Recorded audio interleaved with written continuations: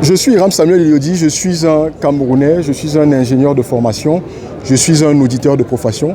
J'ai travaillé pendant 15 années à conseiller les gouvernements et les entreprises dans les secteurs du pétrole et de l'industrie. Je suis un acteur citoyen engagé depuis de très nombreuses années.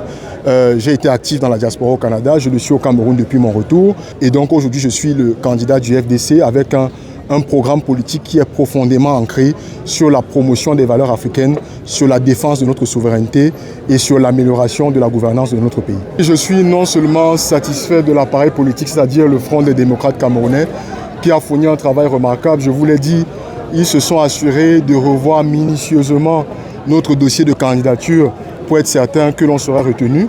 Ils ont une expérience électorale que personnellement je n'ai pas, parce qu'ils ont gagné une élection à l'échelle locale. Les Camerounais sont les mêmes, peu importe leur appartenance politique. Les Camerounais rencontrent les mêmes problèmes, les Camerounais rencontrent les mêmes difficultés. Nous avons une équipe qui va nous accompagner durant la campagne. Si nous gagnons, c'est cette équipe-là qui gouvernera. Mais nous prendrons les conseils auprès de tous les aînés qui ont été dans le champ politique avant nous, qu'ils soient de l'opposition ou du pouvoir, parce que par ailleurs, le pouvoir est une chose complexe.